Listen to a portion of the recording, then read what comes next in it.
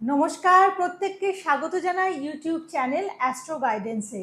এবং এই চ্যানেল মানেই আপনাদের জন্য যিনি উপস্থিত রয়েছেন আজকের অনুষ্ঠানে, বাকসিদ্ধ মাতৃসাধক জ্যোতিষী শ্রী রামকৃষ্ণ, যিনি দীর্ঘ সময়ের অভিজ্ঞতা সম্পন্ন এবং যিনি বারে বারে আমাদের প্রমাণ করেছেন, শুধু কথায় নয় কাজেই কিন্তু আমাদের জীবনের শ্রেষ্ঠত্ব যে বিষয়গুলো সেগুলো আমরা পাই। কারণ তিনি কথা দিয়ে আপনার সমস্যার সমাধান করেন না, মানে অনুষ্ঠানে বসে বললেন যে আমি সব করে দিতে পারবো, সেটাই কিন্তু তার সীমাবদ্ধতা নয়। তিনি তার কাজ দিয়ে প্রমাণ করেছেন এবং যতক্ষণ না আপনার সমস্যার সমাধান হচ্ছে ততক্ষণ কিন্তু তিনি আপনার পাশে রয়েছেন, আপনার সাথে রয়েছেন।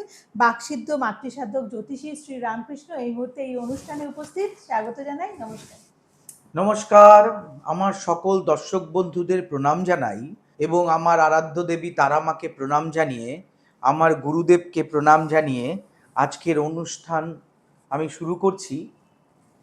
দেখুন, বিষয়টা বলতে গেলে যে আমাকে সারা পশ্চিমবঙ্গ এবং ভারতবর্ষের বহু মানুষ আমাকে রামকৃষ্ণ শাস্ত্রী হিসেবে চেনেন। তো আমার একটা ইনস্টিটিউশন আছে, যে ইনস্টিটিউশন ইন্ডিয়ান অ্যাস্ট্রোলজিক্যাল ইনস্টিটিউশন। এখানে আমি জ্যোতিষ পড়াই। মানে প্রত্যেক বছর এখানে 50 জন স্টুডেন্ট আমি নিয়ে থাকি এবং তার মধ্যে সুযোগ্য স্টুডেন্ট বাছাই করেই কিন্তু এই ক্লাসটি শুরু হয়। যে কেউ এখানে কিন্তু জ্যোতিষ শিক্ষা গ্রহণ করতে পারে না, চাইলেই যে এই সাবজেক্ট নিয়ে পড়াশোনা করতে পারবে, খুব মেধাবী ছাত্র না হলে কিন্তু এখানে এই সাবজেক্ট নিয়ে পড়াশোনা করানো হয় না। আপনারা যারা মনে করেন যে আগামী দিন জ্যোতিষটাকে পেশা হিসেবে নেবেন, তাহলে আপনারা কিন্তু আমার ফোন নাম্বারে যোগাযোগ করতে পারেন। তাহলে ইন্ডিয়ান অ্যাস্ট্রোলজিক্যাল অ্যাসোসিয়েশন ইনস্টিটিউশন, আচ্ছা, ইন্ডিয়ান অ্যাস্ট্রোলজিক্যাল ইনস্টিটিউশন এখন কিন্তু আপনাদের জন্য একটা বড় সুযোগ নিয়ে এসেছে, যেখানে কিন্তু অনেক ছেলেমেয়েরা তাদের ভবিষ্যৎ তৈরি করতে পারছে এবং নিজের পায়ে দাঁড়াবার জন্য একটা শক্ত মাটি কিন্তু তারা পেয়ে গেছে এই ইনস্টিটিউটের মাধ্যমে। এবং সেখানে আপনার ভূমিকা তো মানে বলবো সর্বাগ্রে রয়েছে।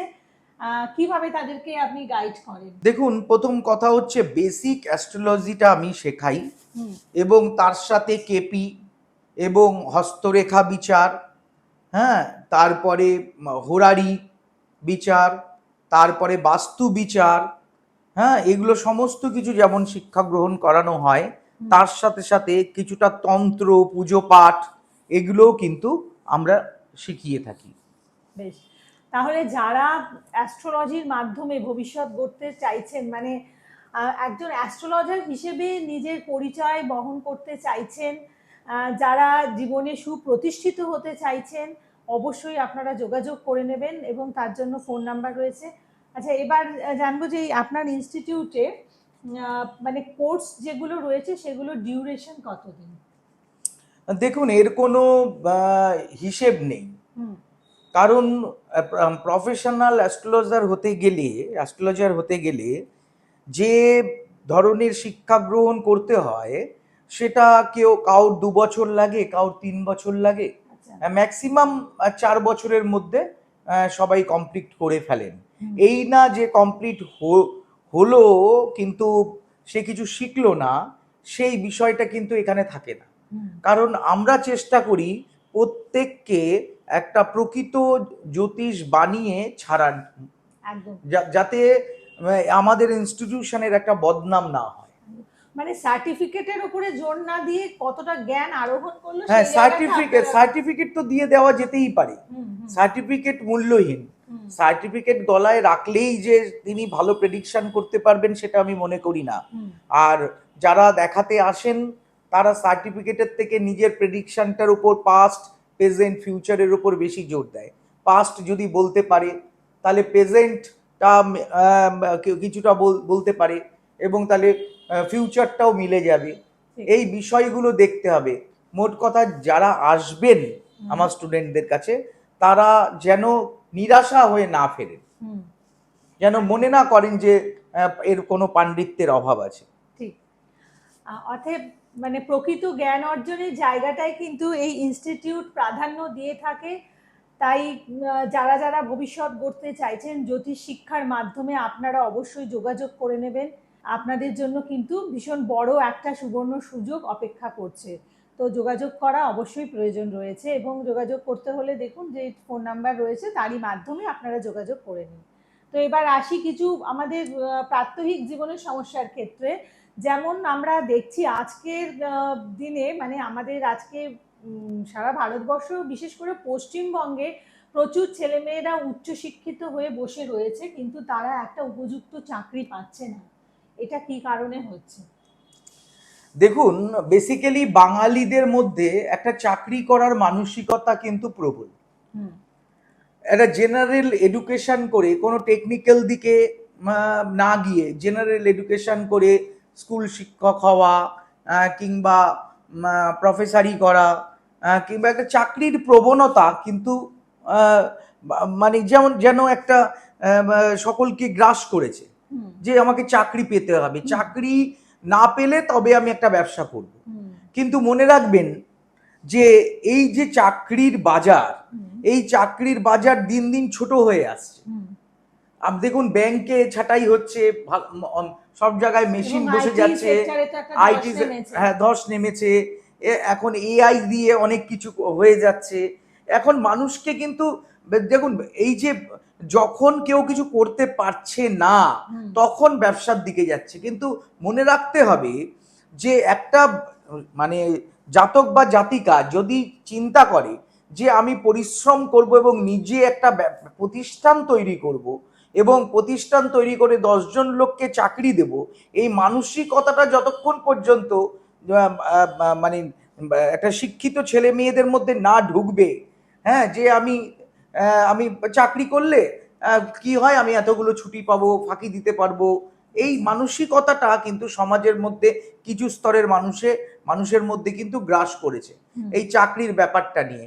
এই জন্য বেকারত্ব বৃদ্ধি পেয়েছে।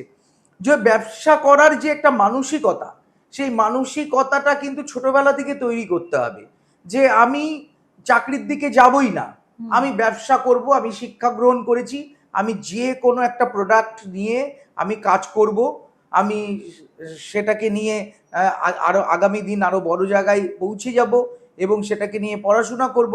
এই বিষয়টা যদি বেশিরভাগ মানুষের মধ্যে আসে, হুম। তবে এই চাকরি নেই, বেকার বেকার ব্যাপারটা কিন্তু আর থাকবে না। বেশ। তার মানে আপনি বলতে চাইছেন যে এখন ব্যবসা করার ক্ষেত্রে সুযোগ অনেক বেশি, এবং হ্যাঁ, সেক্ষেত্রে নিশ্চয়ই এই যে নিশ্চয়ই। বেকারত্বের যে জ্বালা নিয়ে ছেলেমেয়েরা, উচ্চশিক্ষিত ছেলেমেয়েরা যে দিন কাটাচ্ছে তার থেকে তারা ভালো থাকতে পারে। আসলে আমাদের একটা উপযুক্ত জীবিকার প্রয়োজন, প্রত্যেকেই চায় মানে একটা ভালো জীবিকার মাধ্যমে তাদের জীবনটা নির্বাহ করতে। সেক্ষেত্রে যদি আপনার কথা শুনে কেউ মনে করেন যে ব্যবসা করবে, তাহলে তার প্রথমেই কি করা উচিত? এসে কনসাল্ট করে তার হরোস্কোপটা বিচার করার প্রয়োজন আছে তো?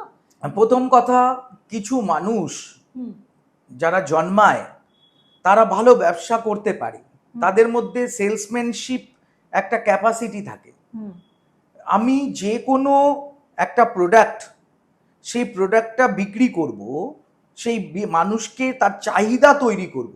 মনে রাখতে হবে, যে কোনো জিনিসের যদি চাহিদা না তৈরি করা যায় হুম সেটা কিন্তু বিক্রি হয় না। হুম আগে প্রোডাক্টটার চাহিদা তৈরি করতে হবে। হুম এই জন্য আমি যে ব্যবসা যদি আমি করতে চাই, আমাকে কিন্তু সেই যে কোনো একটা প্রোডাক্ট নিয়ে যদি আমি ব্যবসা করি, সেটাকে নিয়ে ভাবতে হবে, সেটাকে নিয়ে মানে ব্যাংকের কি কি পেপারস রেডি করতে হবে সেটা প্রোডাকশন করতে গেলে, কিংবা যদি আমি প্রোডাকশন না করি, আমি যদি সেল করি প্রোডাক্ট কিনে, সেটা কোথায় সস্তায় পাওয়া যাবে, আমি কিভাবে সেটা সেল করব, এগুলো নিয়ে সমস্ত কিছু নলেজ কিন্তু আস্তে আস্তে আস্তে আস্তে নিতে হবে।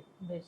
হ্যাঁ, এবং একটা সঠিক প্ল্যানিং নিয়ে হ্যাঁ, ব্যবসায় ব্যবসায় নামতে নামতে হবে, হবে। এবং অবশ্যই একটা অ্যাস্ট্রোলজিক্যাল গাইডলাইন বা গাইডেন্স নিয়ে নামবেন। কারণ আমরা দেখে থাকি যে এরকম অনেকেই থাকেন দেখুন, যে আমাদের যে বিভিন্ন ছকটা রয়েছে না, হ্যাঁ আমাদের 360 ডিগ্রি একটা বৃত্ত যেটা রয়েছে, মেষ, বৃষ, মিথুন, কর্কট, সিংহ, কন্যা, তুলা, বৃশ্চিক, ধনু, মকর, কুম্ভ, মীন, হুম এই যে ছকটা রয়েছে, এই ছকটার মধ্যে যে প্ল্যানেটারি পজিশনগুলো আছে, এগুলো কি ইন্ডিকেট করে? এগুলো একটা মানুষের আইকিউ কতটা আছে, আচ্ছা। সেই মানুষটা কতটা মেধাবী, হুম সেই মানুষটা কতটা নিতে পারে, কতটা সে চালাক, কতটা ক্লেভার, কতটা ইন্টেলিজেন্ট, এইগুলো প্রুফ করে। হুম এবং সেই মানুষটা কোন দশার মধ্যে দিয়ে যাচ্ছে, হুম। মানে তার পারিবারিক পরিস্থিতি। হ্যাঁ, দেখা গেল একটা জাতক শনির দশায় জন্মগ্রহণ করেছে, আচ্ছা। তার মানে তার তার মানে সে দিন আনে দিন খায়, এমন অবস্থা। মানে সে টালি চালে সে থাকে, হুম ঘর দিয়ে জল পড়ে, সেই পরিস্থিতিতে সে চলছে।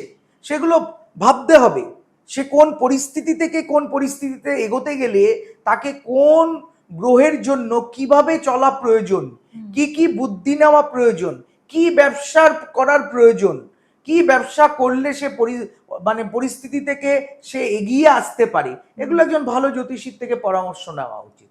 বেশ।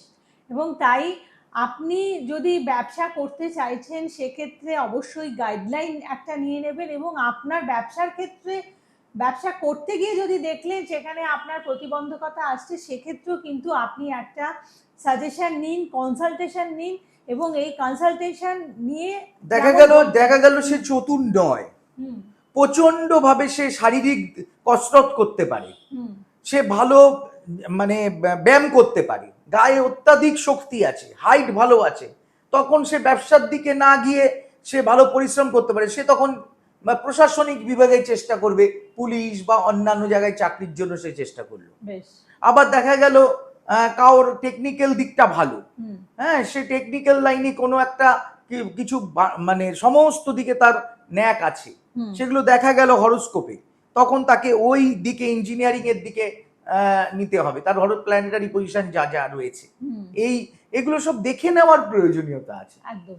মানে একটা যে কোনো কিছুকে একটা মতকে একদম আঁকড়ে ধরে না থেকে আপনার হরোস্কোপ বিচার করুন এবং আপনি এসে যোগাযোগ করুন। আপনাকে দেখে বলে দেবেন যে আপনার জন্য কোন কাজটি উপযুক্ত। আপনি যদি চাকরিতে যান সেক্ষেত্রে আপনি প্রশাসনিক কাজ করবেন না শিক্ষকতা করবেন, নাকি আপনি কোন কাজে যাবেন সেই জায়গাটা কিন্তু উনি বলে দেবেন। এবং যদি ব্যবসা করতে চান সেক্ষেত্রেও কিন্তু যোগাযোগ করার প্রয়োজন আছে যে আপনি কি নিয়ে ব্যবসা করবেন। এবং ব্যবসার ক্ষেত্রে আরেকটি বলবো যে সময় ভীষণ গুরুত্বপূর্ণ, যে দেখুন, কোন সময়ে ব্যবসা শুরু আমরা যে করবেন। গ্রহ দোষের জন্য তন্ত্র পুজো করাই তারাপীঠে, হুম আমাদের পঞ্চমুণ্ড আসনে বসিয়ে ক্রিয়াকর্ম করে গ্রহ দোষ খণ্ডন করে, হ্যাঁ, সমস্ত কিছু প্রতিকার প্রতিবিধান করে যা বাধা বিপত্তি আছে কাটিয়ে কাজ করি। হুম তারা মার কৃপায় নিজে হাতে কাজ করে, হ্যাঁ, এবং তাকে উপস্থিত থাকতে হয় জাতক জাতিকাকে, বেশ। নিজের কাজ নিজে করতে হয়, আমি তাকে দেখিয়ে দিই সে কিভাবে কাজ করবে, এইভাবে তাকে গ্রহ প্রতিকার করিয়ে আমরা কিন্তু তাকে জীবনে একটা ভালো পথে এগিয়ে নিয়ে যাই। তাহলে সমস্যার ক্ষেত্রে এসে কনসালটেশন করতে হবে, এবং আপনাকে কিন্তু কথা যেমন করে কনসাল্ট করার পরে আপনাকে অ্যাডভাইস দেবেন ঠিক সেইভাবেই কিন্তু আপনাকে চলতে হবে। তাহলে কিন্তু আপনি অবশ্যই সমস্যা থেকে বেরিয়ে আসতে পারেন। এবং যোগাযোগ করবেন কিভাবে, বুকিং নাম্বারে ফোন করে অ্যাডভান্স বুকিং করে বিভিন্ন চেম্বার রয়েছে সেখানে আপনারা পৌঁছে যান।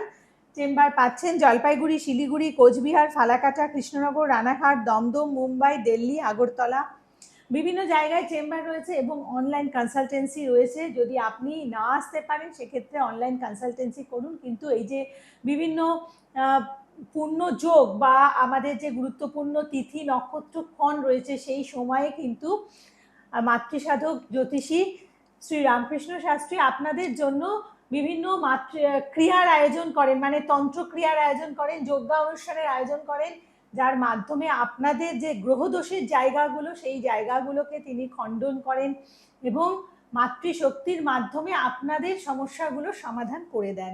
অবশ্যই এই যে আমাদের সঠিক পন্থা আমাদের শাস্ত্রের নিরিখের সঠিক পন্থাগুলো যার মাধ্যমে আমরা আমাদের জীবনের যে গ্রহ কবলিত সমস্যা থেকে মুক্ত হতে পারি, সেই জায়গাগুলো যেই পথগুলো তিনি দেখিয়ে দিচ্ছেন সেগুলো আপনারা অবলম্বন করুন এবং আপনাদের সমস্যা থেকে বেরিয়ে আসুন। অবশ্যই আগে একটা কনসালটেশন করার কথা একেবারেই আপনারা মাথার মধ্যে রেখে আসবেন, কনসালটেশন করুন এবং তারপর আপনাদের যে গাইডলাইন দিয়ে দিচ্ছে সেই অনুযায়ী আপনারা এগিয়ে চলুন। তবে আমি একটা কথা বলতে পারি, আমার একটা পরামর্শ আপনার জীবনটা বদলে দিতে পারে। একদম তাই।